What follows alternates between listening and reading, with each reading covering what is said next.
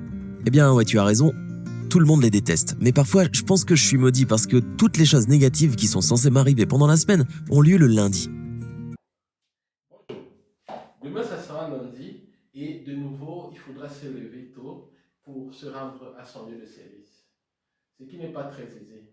Une étude faite en France a montré justement que le lundi, c'est la journée la plus détestée dans le monde.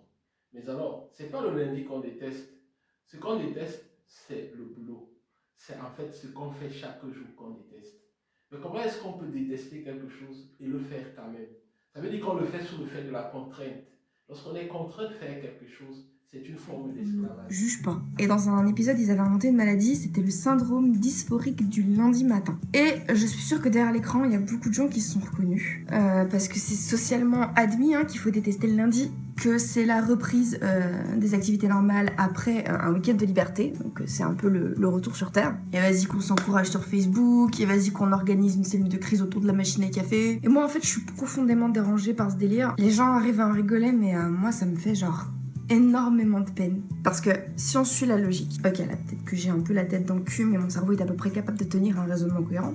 Si le lundi représente un retour à la vie normale, et que on n'aime pas le lundi, c'est qu'on n'aime pas le retour à la vie normale, c'est qu'on n'aime pas sa vie dans la majeure partie de son temps, et que donc ça veut dire que le seul moment de sa vie qu'on apprécie à peu près, c'est le week-end. Et les vacances aussi, qui est censé représenter un moment off, c'est-à-dire un moment qui n'est pas dans la vie quotidienne. C'est-à-dire que les seuls moments de l'année que l'on apprécie vraiment, c'est 2 jours par semaine, plus 5 semaines de congés payés.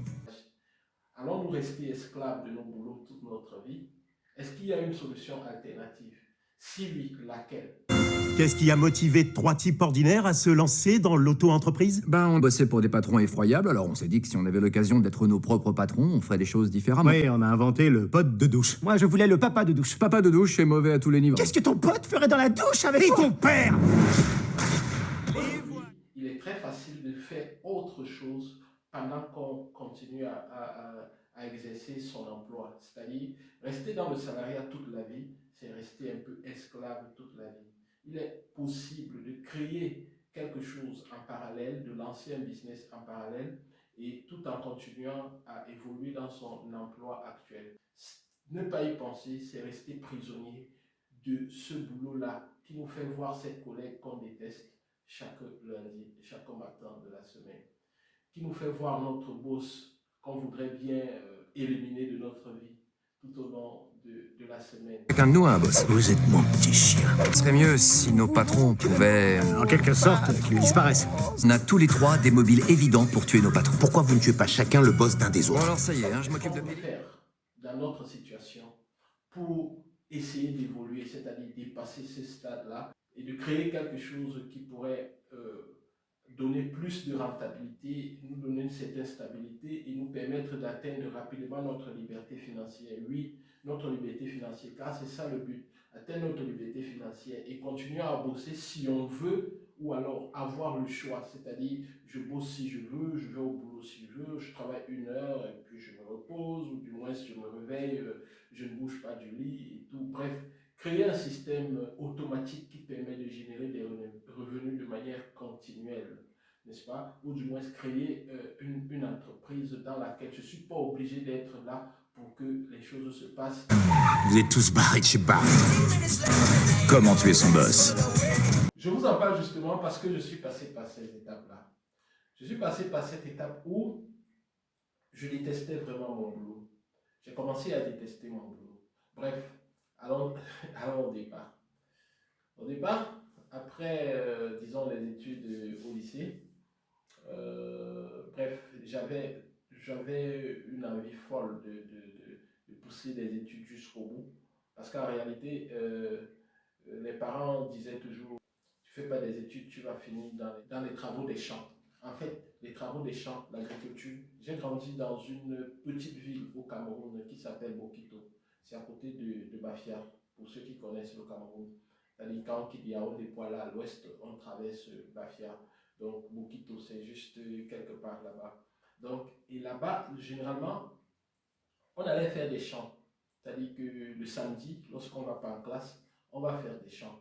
Et le samedi, on va faire des chants. Le dimanche, on va à l'église. Et puis le lundi, l'école recommence et tout. Donc maintenant, lorsque vous n'étiez pas, c'est-à-dire lorsqu'on prenait des vacances, on allait au champ du lundi au vendredi, bon, sauf quelques rares exceptions. On allait cultiver des arachides, du maïs, on récoltait du plantain, des patates, des ignames, des macabous, bref, des cannes à sucre, des choses comme ça. Vous voyez, on faisait l'agriculture, donc on aidait la maman dans ses champs. C'est dans ces conditions que j'ai évolué. Et on disait, si tu ne vas pas en classe, alors tu vas finir dans les champs. Et les champs, on détestait, vous voyez, avec des herbes qui grattent et tout ça. Franchement, c'était pas de gaieté de cœur qu'on allait faire des champs, mais bon, on était content parce qu'on respectait les parents et il fallait bien les aider dans ce qu'ils faisaient, dans tous les efforts qu'ils faisaient pour s'occuper de nous et payer notre scolarité. Voilà, c'est donc dans ce contexte-là que moi aussi, même étant si jeune, je détestais le lundi parce que lorsque le week-end arrivait, quand c'était les vacances bien sûr, lorsque le week-end arrivait, il fallait prendre une pause, un break, samedi, dimanche, et puis lundi, il fallait recommencer les chants. Et quand ce n'était pas le cas, le lundi, il fallait recommencer l'école. Tout ça n'était pas toujours très aisé, mais bon, on essayait de gérer. Et plus tard, lorsque je commence à bosser, le même scénario se répète. Je commence à bosser. Au départ, je suis très enthousiaste, comme beaucoup d'ailleurs, lorsque vous avez votre premier boulot. Vous êtes très enthousiaste, vous allez au boulot, vous êtes content et tout, vous rêvez, vous rêvez d'un avenir meilleur. Lorsque vous touchez votre premier salaire, vous êtes très heureux et vous vous dites, waouh, comment est-ce que tout cet argent c'est pour moi seul? Je repense encore à toute l'excitation de ce premier salaire-là. Donc vous êtes très content, vous êtes heureux, vous dites, waouh, finalement, les études, ça servi à quelque chose, j'ai mon salaire et patati et patata. Mais très vite, lorsque vous continuez dans le boulot, vous vous rendez compte que, en fait, vous êtes dans une sorte de piège. Vous n'aimez pas vraiment ce que vous faites et puis vous évoluez. Vous êtes obligé d'être là parce que vous avez besoin de votre salaire à la fin du mois. Le boss parfois vous énerve, les collègues créent un environnement autour de vous qui vous rend vraiment mal à l'aise, mais vous êtes contraint de venir chaque fois parce que vous pensez au salaire. Vous vous dites, ah, si je ne viens pas, je n'aurai plus de salaire, et sans salaire, ça veut dire que la maison ne sera pas payée, les factures ne seront pas payées, les enfants, vous n'allez pas vous occuper d'eux, vous n'allez pas... Bref, il y a un certain nombre de facteurs qui font que vous êtes obligé de partir, même si ça devient une torture. C'est dans ce contexte que le lundi devient l'un des jours de la semaine les plus détestés, parce qu'après un break de 2 jours, lundi, vous devez repartir au boulot. Mais heureusement, il y a actuellement des possibilités qui font que on n'est pas contraint de vivre cela éternellement. La formation qu'on fait à la base, c'est quelque chose de très important parce qu'elle nous permet d'avoir un salaire. Elle nous permet d'avoir un salaire, c'est-à-dire d'avoir un emploi. Lorsqu'on a un peu de chance, on peut avoir un emploi. Mais avoir un emploi, c'est un très bon départ, mais ce n'est pas une fin. Avoir un emploi, c'est un bon départ, mais ce n'est pas la fin. Une fois que vous avez cet emploi, en fonction du salaire, vous pouvez définir vos priorités et surtout épargner. Mais épargner, pas parce que vous allez épargner, vous allez garder de l'argent indéfiniment pour que ça croît. Non, vous allez épargner pour pouvoir investir et investir le plus tôt possible. La chance que nous avons aujourd'hui, c'est qu'avec un petit investissement, vous pouvez avoir un revenu exponentiel et très facilement avec moins de temps que ça ne pouvait se faire dans le passé.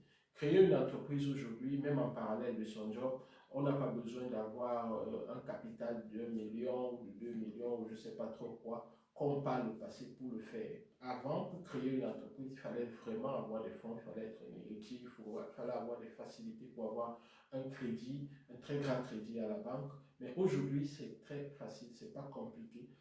Ça dépend de l'idée, du contexte, de votre âge et tout et tout. Je connais par exemple un de mes clients qui a lancé un business en ligne, c'est-à-dire que en fait, il avait une boutique. Il avait une boutique en parallèle qu'il faisait pour son épouse juste pour blaguer. C'était comme pour blaguer en fait, vous voyez. Mais lorsqu'on s'est rencontrés, il m'a parlé de ça, il m'a parlé de toutes ces difficultés financières qu'il rencontrait malgré son emploi, c'est un fonctionnaire. J'ai essayé de lui dire, écoute, qu'est-ce que tu as autour de toi? Il m'a parlé de cette boutique, mais il disait que non, c'est juste un jeu et tout. Bref, c'est juste pour occuper son épouse et quelque chose de ce genre.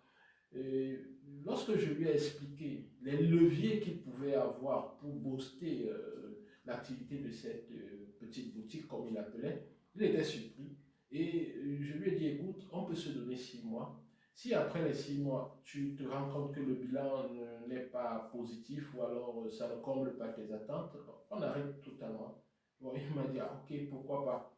Alors on a fait le test en 6 mois, on a posté des publicités sur Internet, sur Facebook, bref, il a organisé son activité en ligne, c'est-à-dire qu'il a combiné ce qu'il faisait déjà de manière naturelle, il l'a combiné avec les leviers Internet et juste après, ça a explosé, l'activité a explosé et aujourd'hui, l'activité lui rapporte pratiquement un peu plus que son salaire.